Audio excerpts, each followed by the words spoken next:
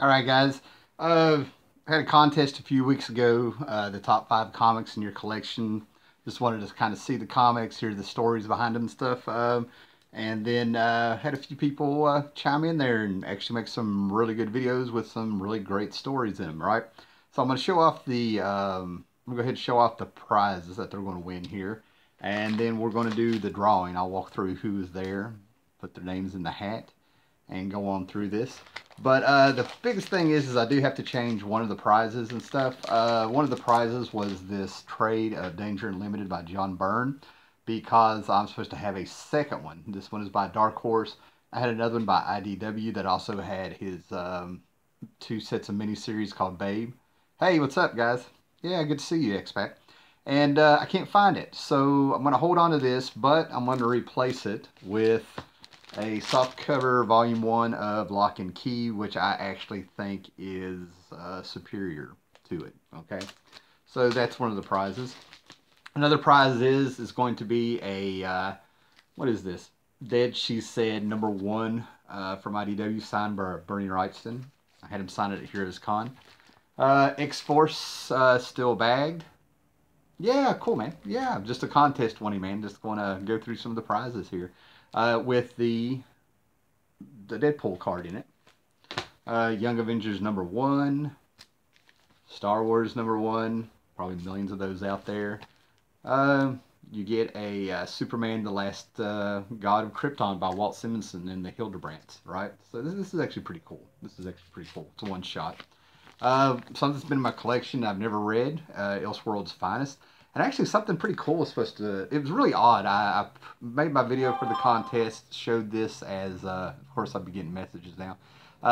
Put this in the contest, and I actually ended up seeing someone talk about something happening in this. So I don't know. You get a Silver Surfer Superman special. They cross over our guys here. That's pretty cool. You get some hardbacks. Winter World, Chuck Dixon, really cool post-apocalyptic, I don't know, dystopian future stuff where it snows all the time or something. You get a book about the art of the first Sam Raimi Spider-Man movie. I've had this forever. I've read it 3 or 4 times, and it blows my mind that I probably have had this thing for 17 years. Time to let it go.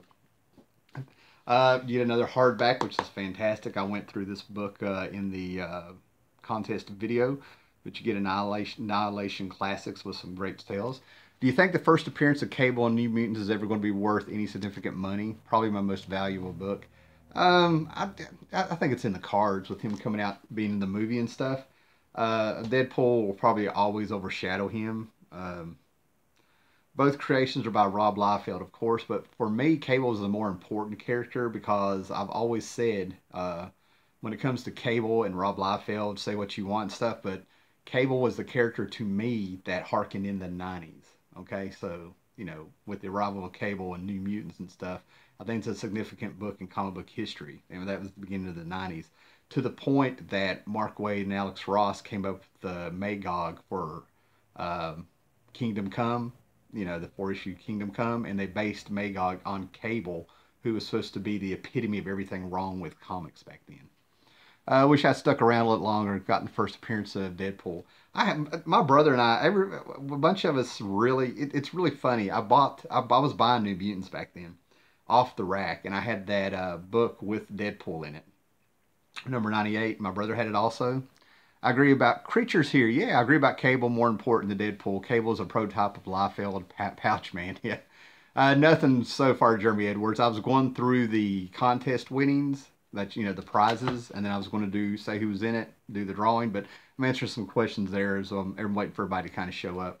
But actually, the actual book of New Mutants #98, I think it's crap. That's one of the reasons we got rid of it. I know it's worth a lot of money, and I know it's a holy grail for people, and I don't like crap.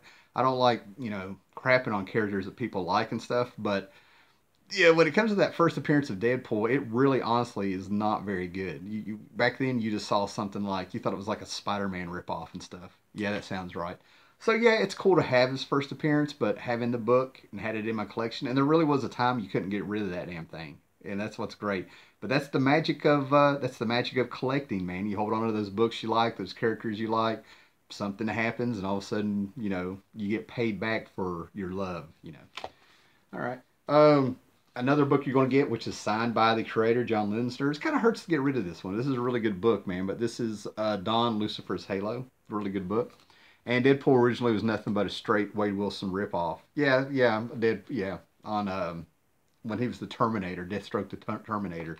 Yeah, I mean, but you know, Rob Liefeld owns it, and he's always admitted he's been a fan of Perez and stuff like that. And you know, Joe Kelly and Ed McGuinness and the people who came really after that are the people who really made Deadpool that character. Now, when it comes to Cable, Louise Simonson does not get enough credit for taking that idea of Cable and making it something readable. When Cable came out, his story was actually really cool, and they just added so much to it and so much to it. You know, it really just got convoluted and complicated, and it's Candy Sun and time travel and bigger pouches. Yeah, I know what you mean. Another book here is Nocturnals, The Dark Forever. Great book. Harbinger, trade. Ghost, trade. And for people who have entered the contest that are coming in, I did change one of the prizes. You get Lock and Key Volume 1 instead of John Byrne's Danger Unlimited because I can't find the second trade that I have. So I tried to put in something there that I thought was better than that. So, you know, sorry guys. You get a hardback Hellboy. Still has the price tag on it though. House of the Living Dead, which is fantastic. You get Seed of Destruction, a softback. I love Deathstroke, can't stand Deadpool. I think the movie soured me because I never read him in comics. Jeremy Edwards. Well, what's funny is that like I don't really read or like I've had the entire run of the series that Joe Kelly started in the late '90s. That he and Ed McGuinness. I've had that complete series twice since 2010. I keep running across that, and when I put it on eBay, I get a pretty good price for it. And I tried to read them, and it's just not for me. You know what I mean? But I love the hell out of the movie. I enjoyed the movie immensely. When he took the dead bodies and wrote Francis with the dead bodies and stuff, I was losing it. Hey, Cayman X. Cool. X-Pac 2. Since I last saw you, I finished Infinite Crisis, Final Crisis, and Flashpoint, along with most of my other Flashpoint. Hey, I hope you liked them, man. Sounds like you did if you stuck in there. And then the last prize here is Daredevil and Batman crossover. Okay? So, here's the hat. I've been on a tear. Yeah, it sounds like you have, man. It definitely sounds like you have. So let's do the contest here, and then we'll go through and maybe do some questions and stuff. That was pretty good talk about Cable and Deadpool, man. But here's the hat, and here's the people that entered the contest. There was one person who entered the contest, and he made about a 45-minute video. Oh, that's cool, Comic Order. No big deal, man. No biggie. No biggie. But there was a guy who made I think it was like a 45-minute video, and I got the message like at 2 in the morning he had made the video, and apparently he made a video where I don't know, it was like 3 or 4 contests in it or something, right? And it came in a day late, and I was going to have to tell him, you know, I think he said something when he let me know about it, that if it disqualifies me, understands making a video with all kinds of other contests. It was the fact that it was a day late, and I saw that today that you had deleted the video, man. So yeah. Oh, cool. Yeah, man. Great subject for a contest. Thanks, man. Yeah, we talked about it on the phone, man. Yeah. Okay. All right. That's my buddy Comic Order 410 out there. All right. So I have a playlist that should be public with, I think, 7 or 8 videos that are just outstanding. Sub all these people that made the videos for this contest. And everybody, I was so impressed with the videos where I went ahead and everybody gets 2 entries in the hat. Okay. First one is Creature. Creature stuck out there because he went through his books, and I hope I'm remembering right because I binged watched a few of his videos, and he had the first appearance of ElfQuest in his books, which I was like, nobody ever shows that book. And I actually know 2, 3 people on here over the years who are huge ElfQuest nuts, and I don't recall them doing that. So Creature, you get to be put in the hat twice. Okay, and then here's a guy that I really think is cool. Yep, there he is. Creature is out there. Sub Creature.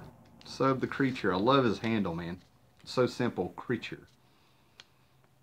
Okay, and then we have MSKI361.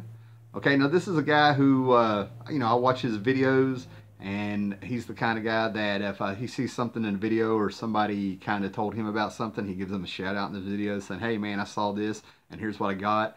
And you know, just a really cool guy. He's the kind of guy that feels like you can just sit down and just like shoot the shit with and stuff. 2 entries for him. Okay, and I seen him out here. Oh my gosh, did I write this down right? If I say your name wrong, I apologize, man. But Jeremy Edwards, right?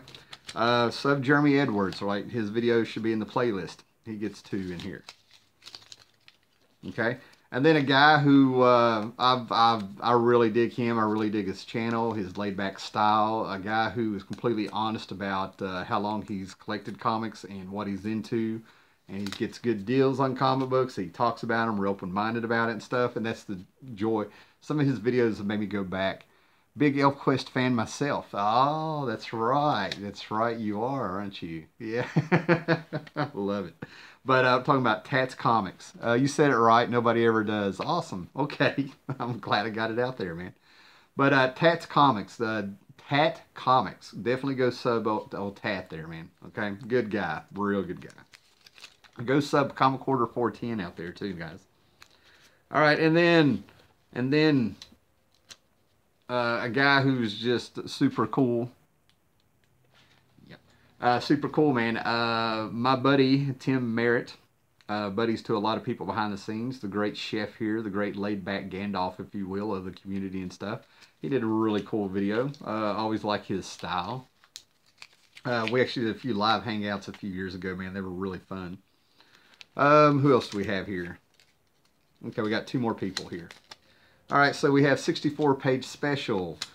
He's one of those guys that I think you should know who he is. You know, he's been around for a while. And so check out 64-page special. Always got great content. He goes in there. And then the first guy who took the plunge. And it's the Silver Surfer Volume 3, Englehart, followed by Starlin. Doesn't get any better than that. People are out there talking. Yeah, I've got a bunch of those Silver Surfer. Actually, I got them through mail order. Jared Osborne. If he wins, he'd like to thank the Academy. That's right. So Jared is out here, first one to take the plunge into the contest, and he did it by decade.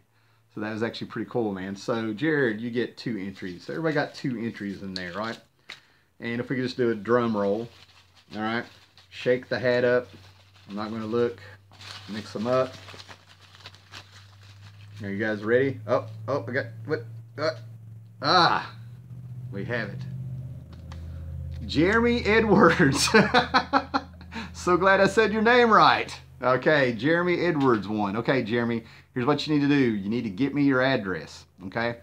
I'm going to mail these books media mail, but it may not be until next weekend before I can do it. I will send you a message when I mail them out, all right?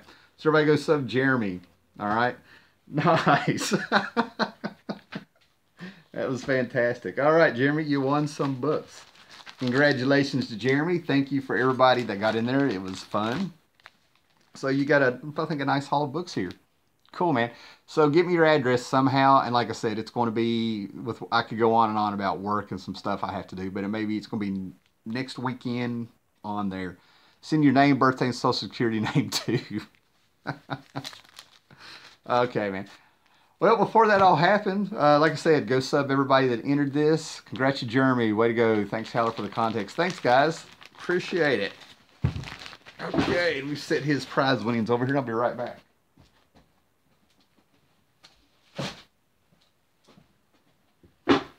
Okay, guys. Well, I got a little bit of time to hang out here. We were talking about Cable and Deadpool and stuff. Everybody popped in there, and what we were kind of talking about was... started out the conversation with, will the first Prince of Cable ever be worth substantial money? And I think with any comic and with the movies and things going on, and I think kind of it's always got the potential to do it. But I always thought Cable for comic book history was the more important character than Deadpool, because to me Cable ushered in the 90s there. He was a character that got a lot of people excited and got a lot of people reading it. And you know, this new kid, Rob Liefeld, who I'd seen him on a Hawk and Dove miniseries before that my brother was collecting and stuff like that. My brother's the one that brought Rob Liefeld into the house, you know, when he'd come to visit and stuff. All right, guys, so anybody got any topics they want to talk about or anything going on? I never thought the first Deadpool would be worth so much, so what do I know? Cables, his guns, his pouches became a punchline.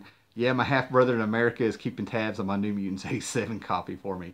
Yeah, that's what I was saying a minute ago, Jared. I'll just go down the line with those. That's what I was saying a minute ago, Jared. I mean, we had the pun of the '90s era. Yeah, but when it comes to New Mutants number 98, it's got it's cool. I makes to see Deathstroke in the movies. The end credit, yeah, JLA was awesome. Yeah, it'd be nice to see him in a movie. But like I was saying a minute ago before that contest started, man, we a bunch of us had that New Mutants number 98. Right off the stands when it came out like in 90 or 91 or whatever it was, and it wasn't very good, honestly. So, I've talked before how it kind of blows my mind. No, I've never read The Killer. But it really kind of blew my mind how that book really blew up, and I still think it's more to do with Joe Kelly and Ed McGuinness, on that series that they did, with what they did. They basically made him act like Ambush Bug. And I'm not saying that they turned around and ripped off Ambush Bug and stuff, but when I was that's one of the reasons I couldn't get into it. I've had that Deadpool series that they did twice since 2010. Always ended up selling it, and I always seem to find it for cheap, which is amazing. And it goes right on eBay, so yeah, I exploit Deadpool. So for me to sit there and down it when I find those books and throw them right out there. But yeah, to me, I was just reading things like it felt like I was reading Deadpool or John Byrne's She-Hulk and stuff. I'd seen it all before, but I get why people really like it. And like I said, I'm not a fan of Deadpool in the comic books, but I loved the movie. I loved the movie. I mean, I have the movie over here. That was a really good time in the theater when I saw it. And then everybody was talking about Cable ended up becoming a pun, the pun and kind of a joke in there. And when he started out, you had Louise Simonson kind of guiding that character. Yeah, okay, my oldest comic. I'll have to think about that one here in a minute. But Comic Quarter 410, Deadpool ripped off Ambush Bug. New 52, Harley Quinn ripped off Deadpool ripping off Ambush Bug. Yeah. I flipped out because I just found out that Harley Quinn is now 25 years old. And I was just like, oh, I'm getting old. But Cable really actually started out good, but I'm telling you, that was Louise Simonson. Louise Simonson does not get enough credit for what she did, kind of guiding the ideas, whether they came from Rob or her. The Cable thing kind of started out really cool, but then all of a sudden, by the time we got to X-Force number 1, it was huge guns, tiny hands, and no feet. Venom turns 30. Yeah. Yeah, I've also been seeing a lot of movies popping up where it's their 35th anniversary, 32nd anniversary. Planet of the Apes is 50 years old. Lee and Kirby ripped off everything, but they did a damn good job at it. I think Kirby ripped off himself a lot too. Rehashed some ideas and stuff that he'd already done. Yeah, time flies. What's my oldest comic? I've got a Golden Age book. I don't know. I think I got 2, 3 Golden Age books here somewhere going back to the early 40s. I know it was wartime. I got a coverless Batman and a Fox and Hound or something book from the 50s. See what we got here. Say Monsoon. It's a hard I. Oh, got it. I'm mispronouncing the sentence. I'll have to get that back up in a minute. So yeah, Cable actually did start out pretty cool with the backstory and the mystery of who he was. But like I said, by the time we got to X-Force number 1, I mean, we had a good year with Cable, I thought. But the spikes got bigger. Pouches got bigger, his feet got smaller, they disappeared. Expat says he's Simonson. That's a hard I. Simonson. Got it. Walt Simonson. See, you got to listen to Jared about how to say these names because he's probably worked with these people or know them. He was with Marvel there for a while. Cool, thanks. All right, Jeremy. Like I said, it'll be about next weekend probably is when I want to shoot to mail those. Might be around that time.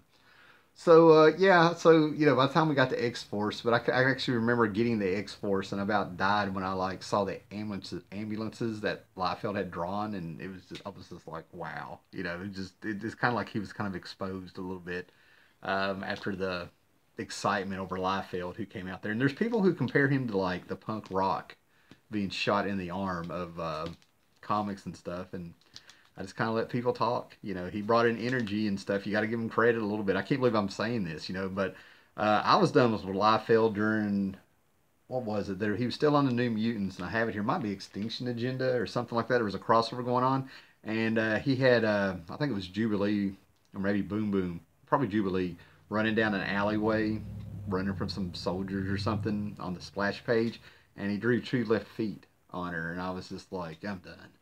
I was like, 2 left feet was sticking out like you would not believe.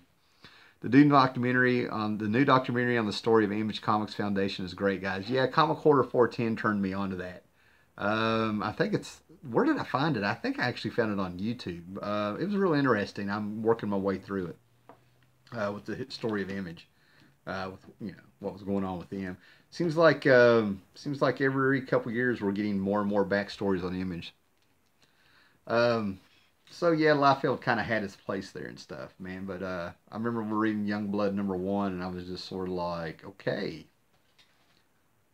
Sci-Fi's YouTube channel, Luther Manning. You're on it, man. You are on it. Yep. I also saw it on JooTube, JOO-Tube. I've never seen that. I'm gonna check that out. I was never a Liefeld fan, but in hindsight, he sure had something. I can't quantify it, but it was something. Yeah, it's sort of an intangible thing. When I was looking at Liefeld stuff, when he was coming out with the Mutant Liberation Front and all these characters and stuff, I was seeing Forever People in them. I saw him doing a lot of Kirby stuff. I felt like he was pulling from Art Adams. Imagine if Kirby were still alive today, a con with Kirby and Lee would be insane. Well, yeah, yeah. I got you. Okay, I got you. Okay, it's YouTube. Okay. But yeah, I saw a lot of Kirby in his stuff, man. He actually had like Mark Moonrider's mask or something on some people and stuff.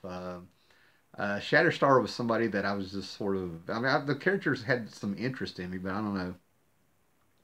That would be fantastic, Jeremy. Oh, cool, man.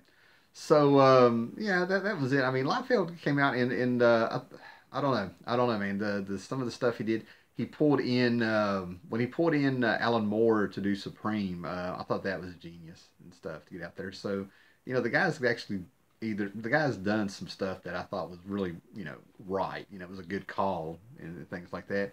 And he survived in the industry for a long time now, and everybody seems to know his name. And maybe it was the Blue Jeans commercial that he did. I don't know. I don't know. Also had no artistic training. Liefeld. Yeah, he had an energy to his stuff. His stuff was real repetitive at the same time. Um, I mean, there's all kinds of things where you can sit there and go over stuff and pull out stuff, and he's kind of like Cable through the '90s. He actually kind of became a bit of a joke and stuff. The documentary was awesome, especially Jim Lee throwing shade at Liefeld about drawing feet and hands. Yeah, that's what I mean. I read Liefeld quoted as saying something like, "I learned to draw like a seventh grader, and seventh graders loved it." Yeah, that's cool. Yeah, that's what I mean. It's one of those things where, like I said, I try to give him his due a little bit for what he did. Um, but at the same time, he stumbled and failed and learned along the way from the viewpoint of a reader. Cool AG Surfer. All right. Oh man, my phone is starting to blow up.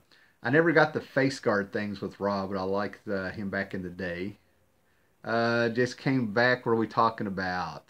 Is somebody fill in came in X there. We're talking about like Rob Liefeld, Cable, Deadpool. Jim Lee's the best. We're talking about Image. Liefeld looks like he got better over time.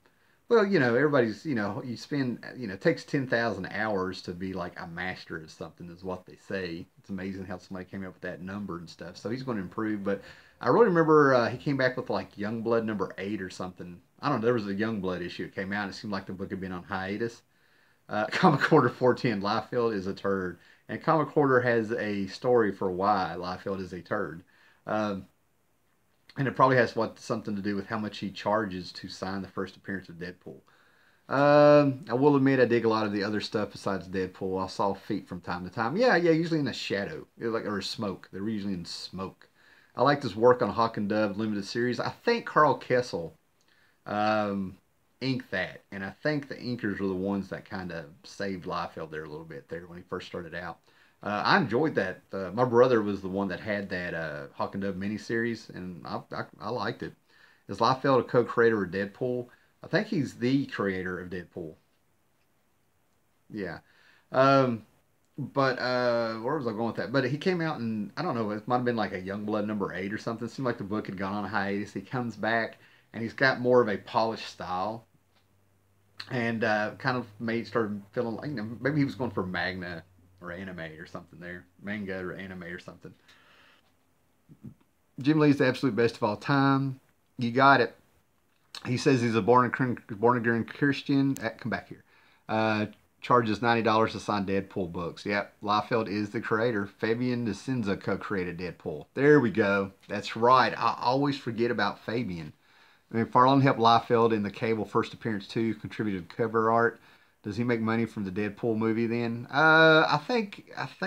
Well, I don't want to talk out of turn, but all this stuff I did know and read about. But yeah, I think he's one of the people that was able to get a creator. He had a good contract, better contract than people that came before him about some of his creations. At Marvel, Liefeld specifically asked for inkers not to fix his stuff, so he had a specific crazy idea for what he was doing. Ah, gotcha. Oh, Rob's art isn't for me, but I like him because it reminds me of the 90s. Yeah, very nostalgic. I get what you're saying. Man, this thing's taking off. But what I was getting back to with that issue of Youngblood he came back to, it was all polished up and looked like he put a little bit of more effort in it than his other books, you know, from a reader standpoint. And then all of a sudden he put himself in the comic and holds out an engagement ring, and he used that book to get engaged to his wife. He asked her to marry her through a comic book and stuff, right? So that was probably like when I really kind of fell off of anything Liefeld was doing, was after that. Small head, big body, and no feet. That's how they used to always draw Captain America too back in the day. You know, there used to be. I always noticed in a trick in the '70s and stuff is that it seems like some heads got smaller, so they could look more muscular and stuff. I always wonder if that was on purpose. Cool. Jim Lee is my personal favorite artist of all time by far. Then Kirby. Well, I got something to show you. Yeah, I don't have to go far. There was a Jim Lee tag going around on YouTube when I would check in there and stuff like that. And one of the things a lot of people don't know about, see, I used to get a kick out of Peter David making fun of Liefeld's art. There's also an issue of She-Hulk that John Byrne did where he went for it. He drew in the style of Rob Liefeld the first 4 or 5 pages. Then he went back and drew his style on She-Hulk and stuff, and it was amazing. There was a lot of smack going on back then between Peter David, Todd McFarlane, which was ironic considering they both worked on the Hulk together. Howler, what is your opinion on the return of Wolverine and Fantastic Four? I'm excited about Wolverine. I can read Marvel again. Yeah, I'm not saying anything. Yeah, David versus the Image Boys. Yeah, people remember that. Wolverine, the Fantastic Four, and Wolverine come back. Marvel has a long way to go to bring me back. Let's just put it that way. I thought it was cool to be bringing back Fantastic Four. Then I saw who the writer was, and Randall West. I'm not sure. It's in the Byrne run, and it's when he came back. I think he came back around issue 29. So just kind of go forward with there. I've got a box with it stuff. Actually, I have an old video just titled John Byrne's She-Hulk, like from 2011. If you want to type in Howler Mouse and that, I'll probably go through the whole book showing the pages. What issue? Oh, yeah. Does Jim Starlin just dislike CGC? What happened was with CG, I watched that go down. Are the new comics even the same continuity of the 60s and 90s? Oh, probably no. I think they abandoned continuity long ago. I think it started with Bendis, and a lot of people said it started with who's that editor? Oh my God, Joe Quesada. I think they just kind of abandoned continuity and too much time to put in there. Same here. I'm not going back to Marvel. Guaranteed, absolutely no signs of them fixing it. Yeah, I'm a Jim Lee hoarder. What's that book you're going to show? All right, I'll get it there. I feel like I've skipped a question there. Let me go back and see if I can get the comments to come back up. I'm going to end up dropping the phone. We're having a meltdown. Hold on. Technical difficulty. All right. But Jim Lee, this actually came out. This is Comic Scene. And I don't know if this was going to be a series of posters to come out. But this is where I became a Jim Lee fan. I got his, right when he came on Alpha Flight #1, his first work. Oh, Starlin made up with CGC. Yeah. I'll get back to this Starlin CGC thing because I actually watched that happen in real time on Facebook.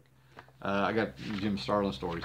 But anyway, this Comic Scene came out. And to me, the thing about Jim Lee is that technically, I mean, there's no taking away from what the guy does. I mean, the guy is awesome. You know, that stuff he did on X-Men brought me in.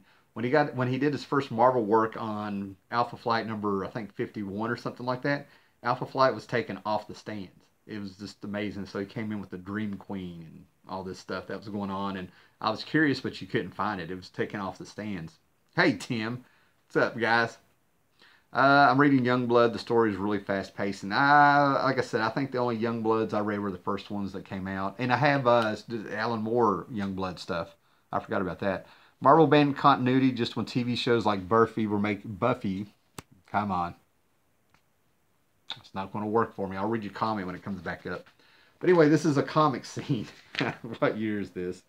I want to say it's like 1990. And this was the stuff with Jim Lee that blew me away. But the thing about it is when I would read Jim Lee work, I didn't really feel like he had a lot of emotion in his work. There was like a lot of action going on, and it looked great. Marvel abandoned continuity just when TV shows like Buffy were making it popular in pop culture. I always thought it was a bad timing mistake. Yeah. Yeah, I agree.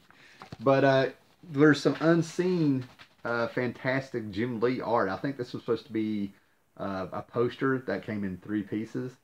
I think it was Uncanny 275, maybe the big Jim Lee fold-out wraparound cover with X-Men, Starjammers, Kree, Forge.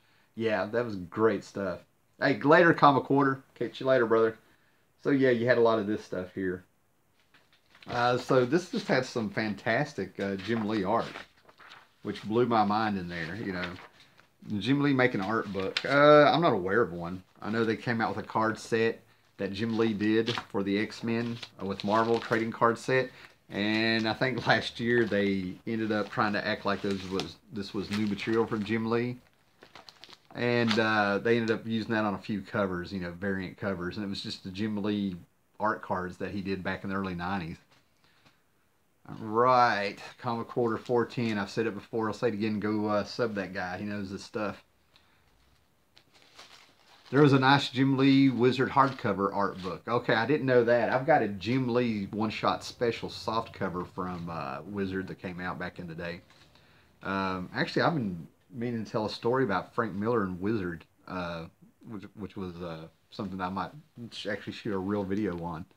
All right, guys, we're 30 minutes into this. Got any more questions? Anything y'all want to talk about?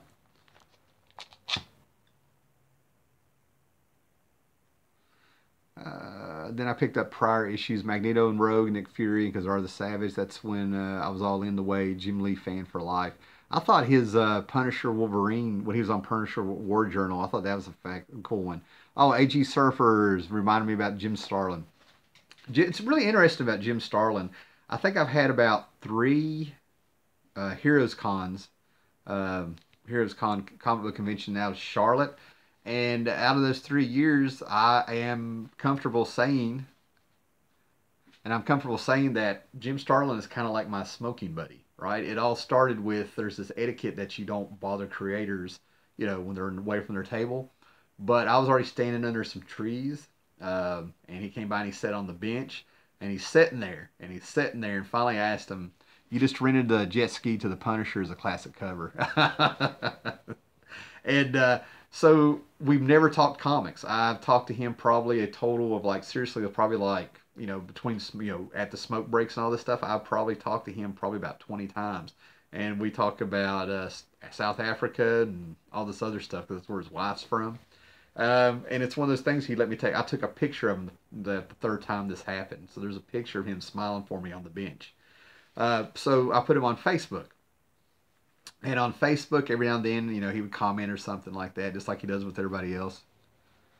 Ever read the X-Men storyline, Fatal Attractions? I don't think so. But so what happened was that he was at a convention, and some guy came up, and he was putting this on Facebook in real time after, you know, right after it happened.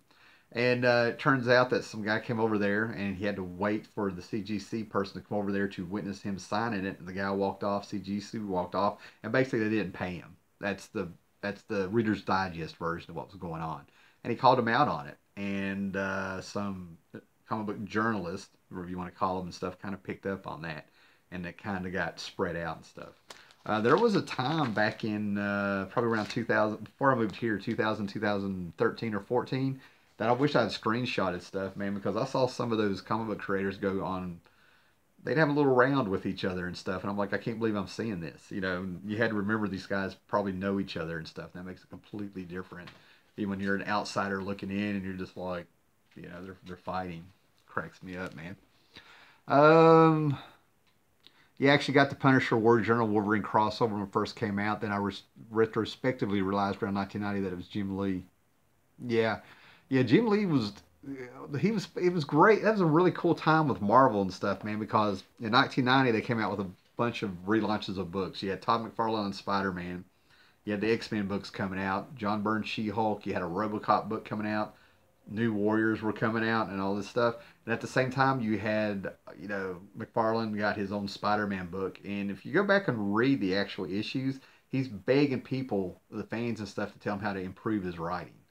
And then you had Eric Larson coming on Spider-Man, all these superstars. And of course, to me, the top of the list wasn't McFarlane, it was Jim Lee. Hey, Count Von Strange, what's going on? So then all of a sudden, I remember the day I heard about image breaking. Apparently, it made CNN. I was at like my first semester at a community college. Didn't Neil Adams go a few rounds with someone on CG forums a year or so ago? Neil Adams goes at it with everybody. I can never tell with that guy what's real and what's him trying to get attention. You know, I miss the Marvel I grew up with, and it misses you too. You know. But I remember I walked into the game room, and you know, we had a cafeteria, a game room, and stuff. And I just started, you know, my first semester there at a community college. I think I finished up like a semester and a half, you know, at that time. I ended up going back to college and stuff. But I walked in the game room, and everybody was just standing around, and everybody knew I was the comic book guy there and stuff. And I just missed it breaking news on whatever news station they had about it. I remember thinking, this is so surreal. And the word image, I was like, they're calling it image. So it was really odd. And to see all that stuff come out, and I ended up working in a comic book shop the same time I was working at a Hardee's and stuff. I actually got to the point where the owner was dodging his wife by playing Battletech or something all the time, or Robotech all the time. And I met him through the college. He did some CEO accounting up there or something, and he opened this comic book shop on the side. He hired me to paint the sign for the shop, which I did, and then I ended up working there. And I ended up like running the place, and he started trying to make me pay me in comics and stuff. And I was sitting there like my brother had come in with a big stack, and every third comic, fourth comic was free to him because this guy was being a dick. And I had his wife coming in asking what's he doing and trying to pump me for information on him and complaining, talking about how it's so weird how he's falling into these games that he's playing. And I was just like, this is nuts. So it was one of the craziest jobs I had, as simple as it was back then. So memories, you know. So you had Valiant Comics and Image Comics doing all this stuff. It was a great time. Everybody's superhero comic book golden age is around ages 8 to 14. I can see that. I can see that. How old was I when I read Watchmen the first time? 15. So yeah, I'm right in there. But then again, I was reading Squadron Supreme around in that age group you're talking about, and yeah, you're right. I was in all the way with the early Wildstorm days. Yep. Yeah, and then I figured it out real quick, and it was Cyberforce #1, the Mark Silvestri, who I loved his X-Men stuff. Silvestri did some really good stuff, and I actually remember him on Conan, I think. I think I was 10 years old reading him in Conan, for real. But real quick, basically all those Image guys, I know I'm not the only one to say this, this isn't like some big revelation and stuff, but they were all X-Men. They were all X-Men. Even Youngblood played with it by having the Y instead of the X in the circle, you know. Yeah, but Mark Silvestri to me was the guy who was like the artist. You know what I mean? To me, he was the artist out of the group, the way I'm seeing it. Jim Valentino came off to me like he was the kid that grew up on comics and he learned to draw from comics. And then you had Jim Lee, who was just a virtuoso. It's kind of like that guy. I think he was going to med school, and he told his parents to give me 1 year. Stormwatch was the only early Image book that I enjoyed. Yeah, but that was with Battalion and all them in it and stuff like that. I tried to hang in there with it. You know, all those fun. I mean, I've got a box of the early Image stuff up here, you know. Uh, But Jim Valentino reminded just I don't know what their backgrounds was. You know, I've heard a few things over the years, but Jim Lee was the guy who I think he told his family, "Give me 1 year to get into comics," because he really hadn't started drawing that long. That's why I call him the virtuoso. It's like he just picked up a pencil and it was just very there. Valentino and Guardians of the Galaxy. And that's what I mean. Valentino is that Guardians of the Galaxy stuff that made me realize this is the guy.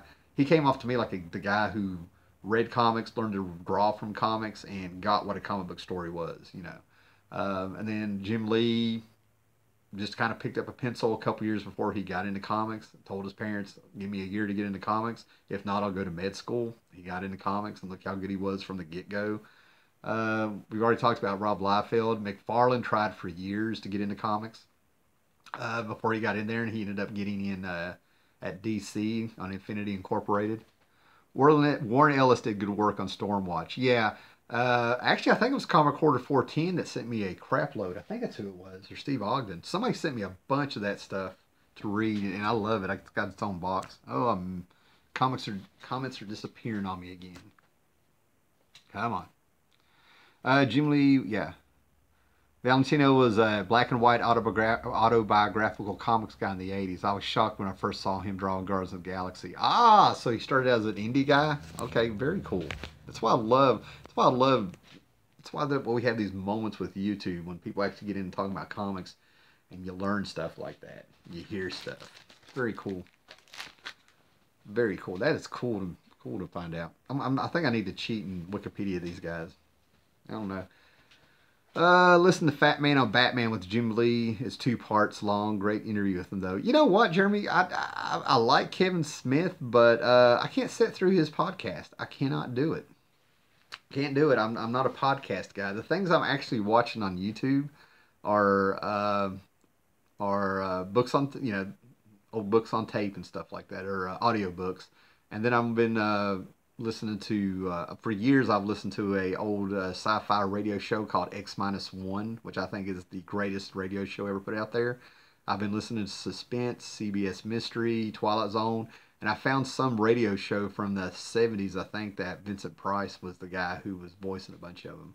I've actually been getting that's actually what's becoming my YouTube feed here lately. More of that stuff. But going on with the image guys and stuff, you had Larson. I'm not going to comment on Larson because last year he was at Heroes Con, and it was really weird because I couldn't tell if the guy was playing a character.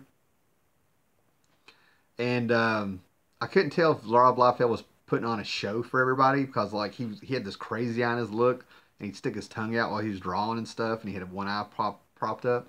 And there's a thing called a personality disorder that nobody can put their finger on. You can't take a pill to cure it. You either have a personality disorder or you don't. And those are the people that give you those creepy vibes. You just can't put your finger on why, but you'll say something to be nice and then get away from them and stuff. And that's how Erik Larsen was coming off to me. It was really strange being around him. Me either. Jim Lee is what kept me. He keeps about running around track chain Miller Burn. Yeah, me either. Jim Lee is what kept me running around the track. Yeah, I can't remember. Somebody said narcissist and stuff. Like I said, I'm just telling you what I saw and what Erik Larsen made me feel when I got around him and stuff, man. I'm not going to sit here. He may actually have something going on with him. I don't know. I just know that I trust those feelings because as a social worker, I've run across a lot of that. I've never Larson, but I've heard he can be a bit antisocial. I don't know. Like I said, I'm just putting out what I saw there. Yeah. So that guy came out and stuff. But what was really cool is I think Todd McFarlane was the guy. I think Todd McFarlane was the guy that figured it out real quick. He was the one that was consistently putting out Spawn. I dug Spawn. I liked what he was doing with Spawn. I could look at it and see where he got, inspired to do Spawn and everything like that. And then he put out a little bit of money there, and he got Alan Moore, Frank Miller, and 2 other writers to come on. They each did one-shots and stuff, right? the Dave Sim Spawn issue with Cerebus in it. That is an all-time classic comic. That thing is so good. I think it's number 10. I also know some people who are friends with Larson, so you can also be social. Yeah. Yeah. So you know, Larson has a respect for Kirby, which is one of the things, most of the stuff I've ever picked up from him. Is when he had, you know, I've still got most of the run where he did the Commandy issues in Savage Dragon as a man. The comics are going faster than I can read. Ever watch Rise and Fall of Comic Empire? Yeah, I know I've watched it, but I've watched so many documentaries. I've got to kind of process through my head. John Burns sounds like a bit of a narcissist too. Jared, yeah, I mean it's cool to say this stuff and kind of talk about these people as non-people, but I don't want to really bash everybody, you know, unless it's in fun and stuff. But you know, um, I got a lot to say. I could say about some of the stuff I've been exposed to with these creators and stuff, thanks to being online. All right, Jeremy, you have a good man. My take on it is, as a reader and stuff, is if you think about it, Mark Bagley is the guy that really made me think about this when I met him. I went back and read the early issues of Todd wrote, love his art and respect his business savvy, but as a writer, oh, he's gotten better. Yeah, but the thing about it is Todd will own it. You know, like I said, in his Spider-Man run, when he got his own title, he was begging people to tell him how to improve his writing. That's the difference. That's why McFarlane kind of gets a pass from me. He owned it and was like, "Hey guys, tell me, you know, what to do." He was asking for ways to be better, you know. So he kind of owned it. But oh, I lost my train of thought. Yeah, but he brought in Dave Sim, Alan Moore. Everybody did a one shot, man, and Neil Gaiman, and he mined that stuff for the rest for a long run of Spawn out of those issues. Yeah. So yeah, out of all of it, I think McFarlane came out as the businessman on it. His webbing advantages. I liked the webbing when it came out. I liked the McFarlane webbing. I mean, I loved McFarlane being on Spider-Man when that happened. So, yeah, McFarlane's Spider-Man wasn't that bad. In retrospect, it wasn't that bad, but he was competing with things like the last couple issues of Claremont on X-Men, and John Byrne was back doing some West Coast Avengers stuff and everything like that. The spaghetti webbing. I dug it. I liked it. I really did. That was the goofy line from Spider-Man #1. Oh, I'm gonna go back and read that. I'm gonna go back and read that. Uh,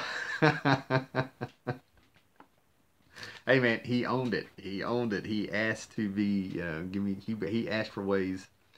McFarlane definitely changed Spidey, and I like it. Dave, okay, Jared, I know you're gonna correct me on how to say it. He got the webbing style from Golden. He even says so. I remember. Oh, nice, nice. Michael Golden. Michael Golden was another guy that supposedly influenced Rob Liefeld too, and I remember McFarlane talking about him. So yeah, I got you. Nice. But David Michelny, I think that's how you say it. The guy, he was the guy writing the Amazing Spider-Man during the Jim Sallier Group. That was the editor years, Sallier Group. I'm going by memory here. That was a really good time for Spider-Man. It was like a jolt, you know. But I think the book actually was really started going downhill after McFarlane then left. Mike Golden, I had a run in. I've actually talked to him before where I heard about, you know, been warned about how he is with fans. But those McFarlane Spider-Man books took forever to come out. It was the biggest thing in my life, so you were anxiously waiting. Yeah, yeah.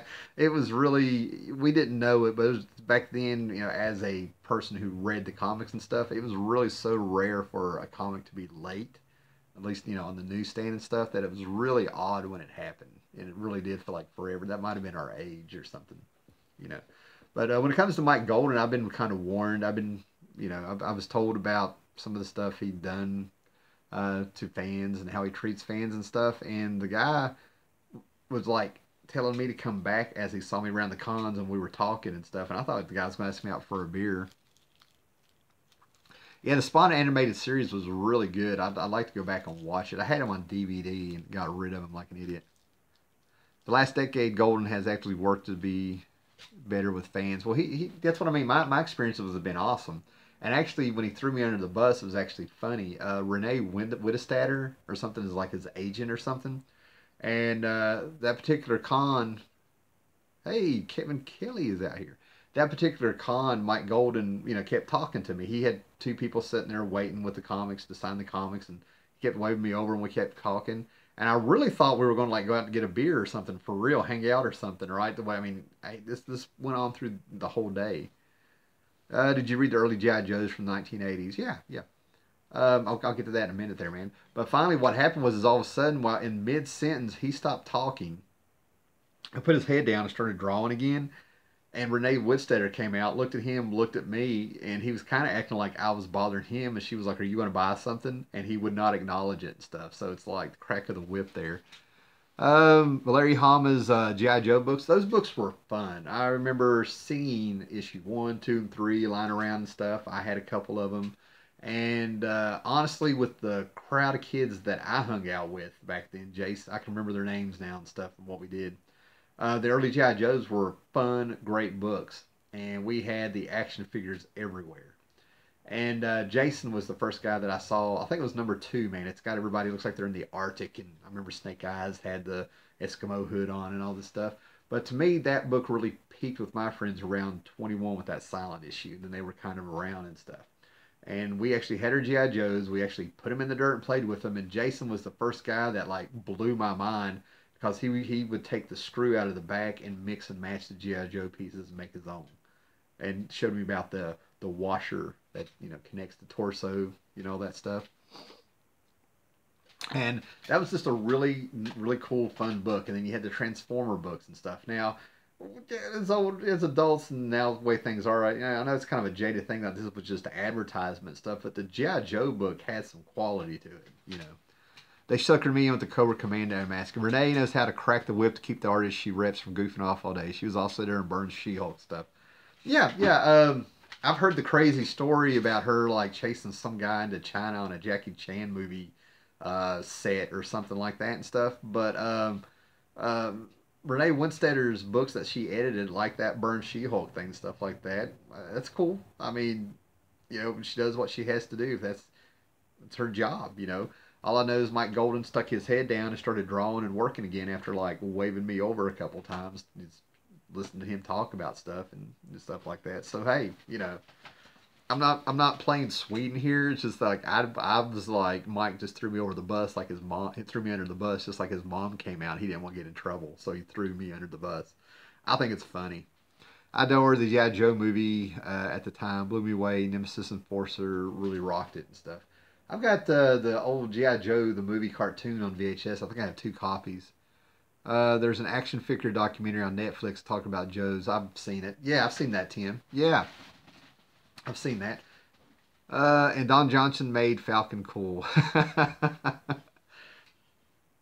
saw the first G.I. Joe movie, and I don't remember a damn thing that happened in it, to be honest with you.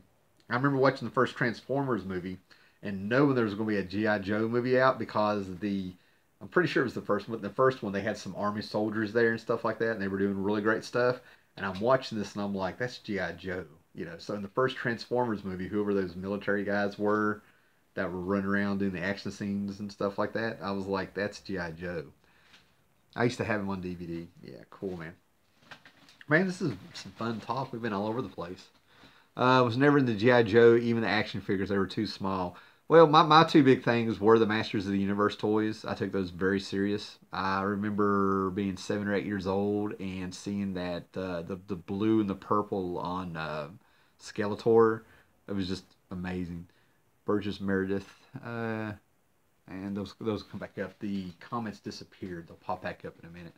But yeah, the G.I. Joe and the Masters of the Universe toys, serious shit. But when it came to Star Wars, Eric Larson needs to be kicked in the curb, not quote insult religious people. G.I. Joe versus Transformers, Bumblebee getting blown up on the cover had me like, no, yep. I had G.I. Joe cartoon on DVD, yeah. My G.I. Joes were a foot tall. Those were the ones I saw right before I got into them when they shrunk them. Cobra Commander and Roadblock sort of defined. Yeah, people kept their G.I. Joes, man. I think of Eric on the 70s show, worshiping his G.I. Joes and stuff like that. Those people were real. Those people were around, What was the first comic you bought, where, and when? I've talked about it. The first comic I bought with my money was from 1979. I'm going to laugh if it's over here. With my money, I've told the story about me collecting comics forever and stuff, man. But the G.I. Joe stuff that was going on back in my day, it was serious stuff. Those were the ones you played with. I still, yeah, I sent some pictures. I've got a little tin in my thing with the Joes that survived. I actually still have some of the file cards you cut off. And actually, I just went through G.I. Joe magazines from 1985, and they had it killed me, man. There's 15 to 25 of those. Oh man, what are the G.I. Joe All Star points that you could cut off, and once you accumulated enough, you could order toys through the mail that you couldn't buy in stores for G.I. Joe. And that freaking magazine had up to like 15 to 25 of those points, and I was like, 33 years later, not the first one I ever bought, but the one that hooked me for life was the Thing in the Hulk. Cool. But anyway, the first one I got was, yeah, here it is. This was the first one I bought with my own money back in the day. And I want you to notice something. I was 6 years old and I bought this in 1979. Okay? And, yeah, it was like the fan club pizza coupons. Yeah, man.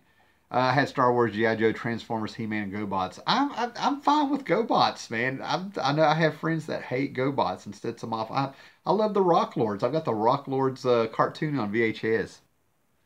But this is what I got, but it's a Whitman variant, and this was probably in a 3-pack. And the guy at my on my channel page, the video that shows up if you're not subscribed is me going around the town showing places I bought comics from 1979 to like 1999 or something like that.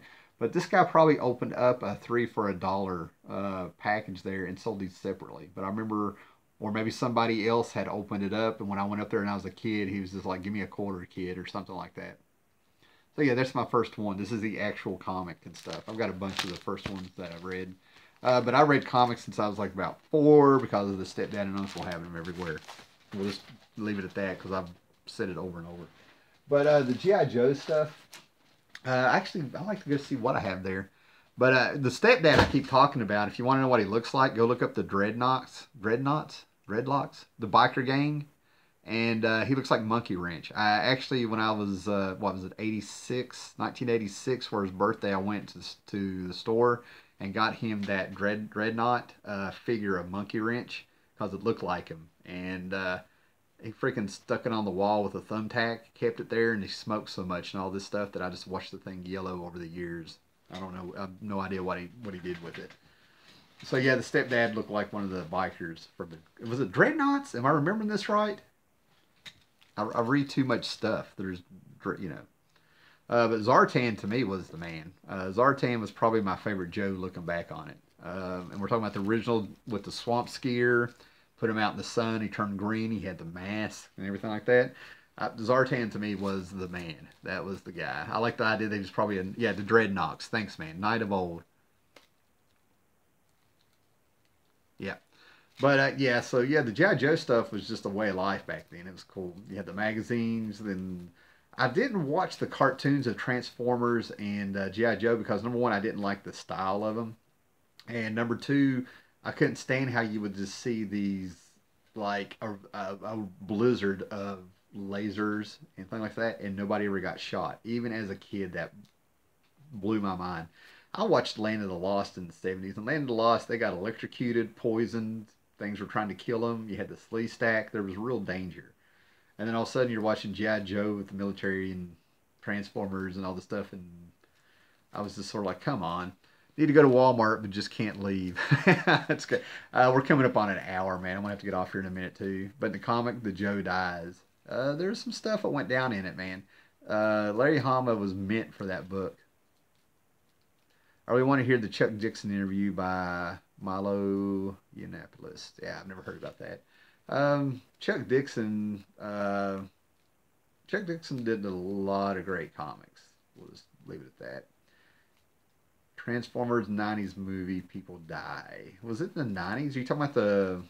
You talking about the '80s movie? Wait a minute. Are you talking about the Transformers the movie that came out? Ah, there's Louie bringing up Ready Player One. That'll fit into this and stuff, right? You guys want to talk about Ready Player One, or will that spoil it for people that are out there? On the '80s, yeah. The '80s was real interesting with that movie. Moms actually complained about Optimus Prime dying in it. My phone is blowing up. I'm going to have to get off here in a minute. Optimus Prime died in that, and the mothers were like, you took somebody our kids could look up to, and you killed the most pure character out there. Not their words. And the sun is setting, man. I'm losing my light. But it was really interesting with that, man. That was so cool to have that Transformers movie in theaters, actually around where I lived. It was a very surreal moment in the 80s. I have no idea if anybody can grasp that with all the blockbusters and CGI and stuff that came out, man. They killed most of the cast, yeah. Oh, man. But Ready Player One. You guys want to talk about it, or I may have to get off here. My phone is blowing up. It was one of the Milo podcasts. Chuck Dixon interview sounds very interesting. Yeah, I saw the Transformers in theaters. Awesome, awesome. Prime Dying. The '80s Transformers was the most rocking intro song. It was fun. It was really fun. It was just a great time. I might do a separate thing about Ready Player One later on. I really don't want to ruin it for people who haven't seen it or they might want to go see it. But oh my God, that was an experience for me. I never acted like that in a theater before. You got the touch, you got the power. Oh, that's so funny. You got the touch, you got to feel it when you say it. Put the fist out. Boogie Nights. Okay, it was a great movie. It was a fantastic movie. If you haven't seen Ready Player One, go freaking watch it, man. Yeah, it was awesome. We still have the '60s and '80s music, man. Just get on here. Oh, there we go. Getting the bad connections. Yep. And I can't go to Walmart till this is over. I've been subscribed to your channel for a couple years now. Great chatting. Well, thanks, Randall. I appreciate that, man. But I am going to go ahead and end this because I'm starting to get the perfect storm. I've got the bad connection showing up. I got my phone doing it. People are dropping like flies. Oh, yeah, I was making a joke. There's Boogie Nights in the movie. There's a part where it sounds like he sings the same thing in it. I mean, I knew it was the Transformers, but there's a joke there. Yeah. Okay, later, guys. Cool, man. All right, guys, I'll catch you later, man. I'm about to lose you. I'm getting a bad connection here, so thanks for why it popped in there, man. This was fun. Later, guys. Later, Louie.